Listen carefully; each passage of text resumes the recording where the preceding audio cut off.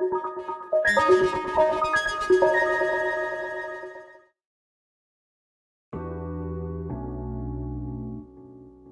everyone, thank you for joining in. I would like to present you my overview of the new generation of compact cassette tapes, including tapes from ATR, ProChrome 60 minutes tape, MDS 90 minutes tape, master cassette tape 60 minutes, and recording the masters Fox 60 minutes cassette tape. So without further ado, let's start from some sort of improvised unboxing. I would like to start from ProChrome 60 minutes tape by ATR. Wrapped up in plastic film, it's not perfectly vacuum sealed, but nevertheless looks and feels good, as it's supposed to be when you're dealing with the quality product. I've got a feeling that I'm about to open pre-recorded tape from the beginning of the 90s. As you can see, there is no screws, it all just glued up together. It's actually a very common design. Moving on to the next item, and that would be MDS 90 minutes tape by ATR. At first look, just usually packed cassette tape. Looking closer, there's a difference in shell assembly. Here, as you can see, it all just screwed up. Somehow the shell itself reminds me a lot of latest generation of Maxell UR cassettes, but it feels somehow physically a bit heavier than Maxell UR. I really like the design, combination of colors and overall style choice. Next one would be master tape 60 minutes by ATR. It feels like a little brother of MDS 90 minutes tape, only in blue, so to say. Tape also seems to be same thickness as previous model. Last but not least would be offering from recording the masters, this Fox C60. Although the design decision is somehow seems to be less interesting than those of ATR, it has very good feeling to it and looks rather sturdy than cheap. Sort of conservative. It also feels rather heavier than Maxell, although it's look-alike a lot. Lots of people could ask, what is it all about? Why tapes? Why this ancient technology seems to be back these days? Let's make a dive in history. First, metal magnetic tape recorders were made in the beginning of the 1930s in Western Europe, mostly used for recording of communications. Later, after developing of plastic magnetic tape, magnetic recording technology got extensively used. Early recorders were mostly employed in army and special scientific applications. After Second World War, data magnetic recorders became very popular among people and businesses on different levels, so magnetic tape technology was developing very fast and soon became one of the largest businesses of its time. One of the challenges it brought with it was the sheer size of the equipment, and many companies were trying to create a unified standard for a smaller concept of magnetic tape medium, a cassette. In 1963, Dutch Royal Philips, or Philips Gloeilampfabrieken N.V., created a concept which could comply with the rules of game of that time. It had to be inferior to open reel tape and LP in audio quality in order to prevent eating up in sales. It had to be cheap to make, small, new to the market, therefore helping in expanding of magnetic recording medium market in general, and most importantly, it had to be free to license due to opportunity of extending this standard further. Philips managed to check all the boxes. At the time, Sony was shopping around for the new standard of compact magnetic tape medium for portable use and was very impressed with opportunities Philips compact cassette could bring with it. They agreed to fully support compact cassettes as a standard if it would be free to license. Philips agreed. Soon after, German magnetic tape production beasts AGFA, BASF and American DuPont joined the standard together with the other hardware manufacturers like Nakamichi, Sanyo, Matsushita, and compact cassette standard got broadly adopted. During 1960s, standard got further improvements in tape transport mechanics and magnetic tape head technology. Have to say that even the audio quality of the first tape machines was nothing to write home about. Compact cassettes became immensely popular among masses, and people were recording radio and making their own playlists all the time, even in space. Easy to see that something clearly hanging in the air, and somehow that particular air was much clearer in Tokyo, in the offices of management of Sony Corporation. So they created a portable compact cassette-based stereo tape player, Walkman, which could be roughly translated from Japanese street slang as assistant when not in office. According to the official data from Sony, more than 50 million Walkmans has been sold worldwide during active period only by Sony itself.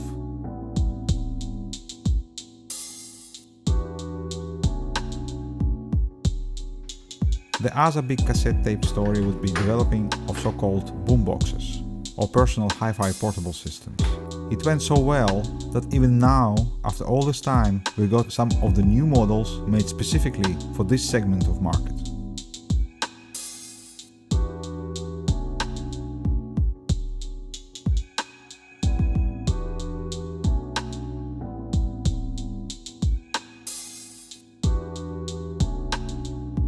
Some new tape formulations were developed, like for example this pair of high-end ferric tapes, which were capable of perfect reproduction on all spectrum with extremely low noise.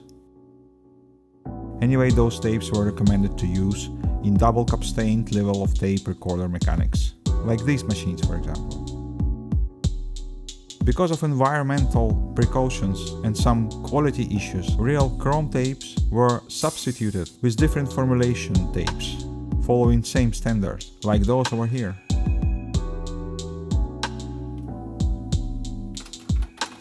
Most of the mid to high-end decks from the end of the 80s were supplied with automatic computerized calibration systems, where certain signals of certain frequencies were recorded on tape and then played back by the system in order to adjust level and bias to the standardized way automatically.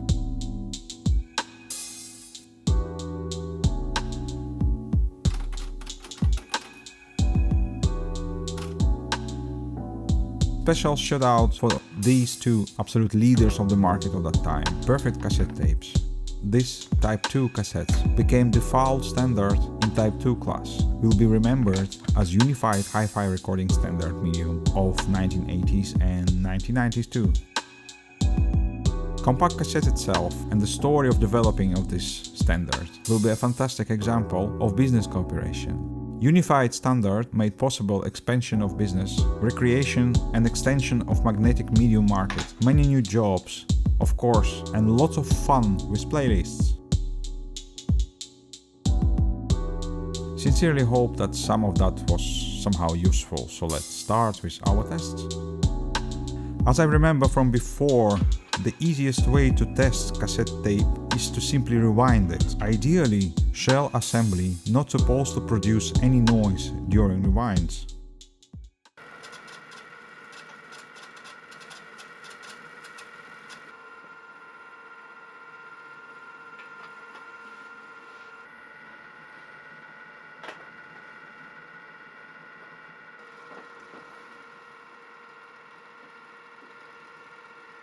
And now let's see how Yesteryear Heroes does it.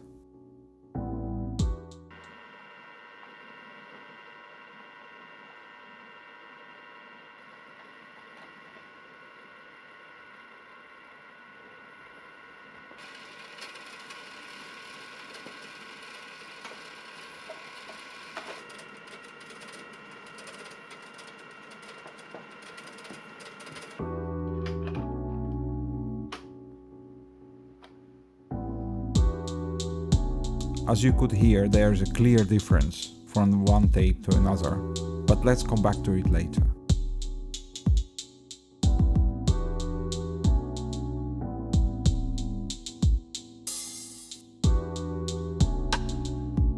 Now I would like to try to record some analog audio.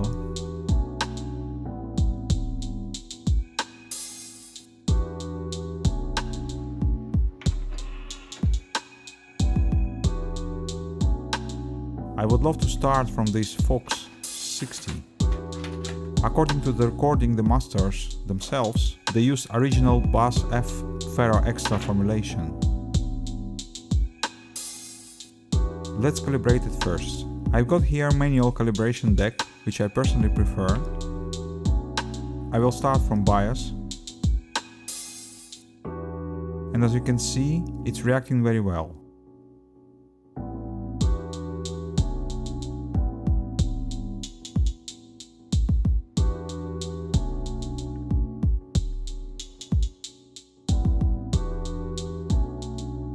Now level. Level is good. I rather leave it untouched. You always can adjust it during recording.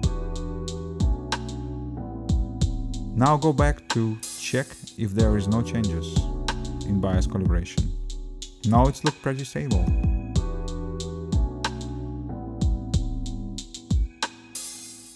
This cassette tape is capable of making good recordings with very low noise level.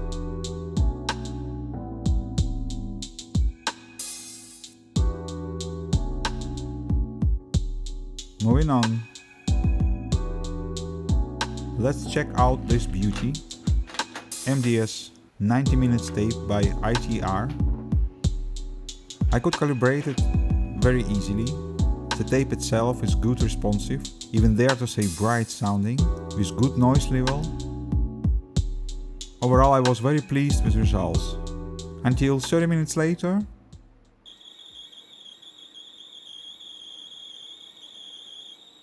Yeah. That is a well-known problem. Bad shell.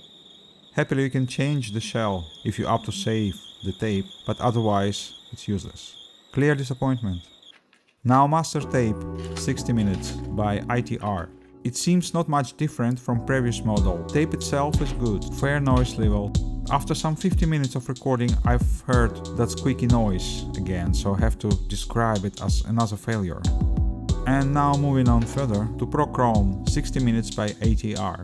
It's a Type 2 Chrome Plus tape. I have to point out that this tape is better to be used in mid to high-end cassette tape decks with calibration. It's dropping signals significantly during recording, therefore has to be fully calibrated.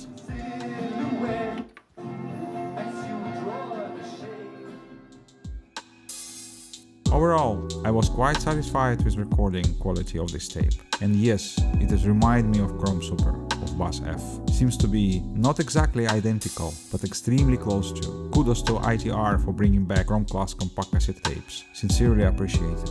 I recorded same LP on all 4 tapes, and after extensive listening session, I have to say that there is not so much difference between tapes of yesteryear and these new offerings. These tapes are good, not perfect, but made on the same level as before, and for the new generation of obsolete technology. This is a very good example. I give it 4 out of 5 stars.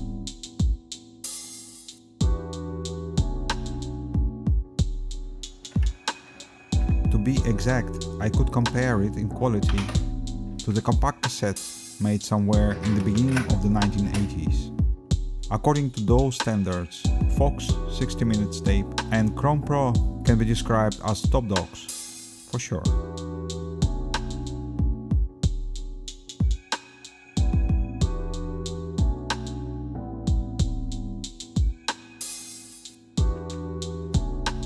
Unfortunately, electronic giants of today are not cooperating. They are buying out or destroying each other. Moreover, they even oppose unification of the standards. Just think about generic patents of Apple for a second.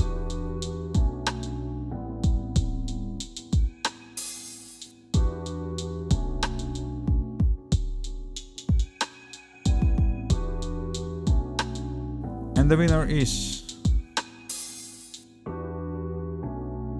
laughing out loud. Recording the Master's Fox.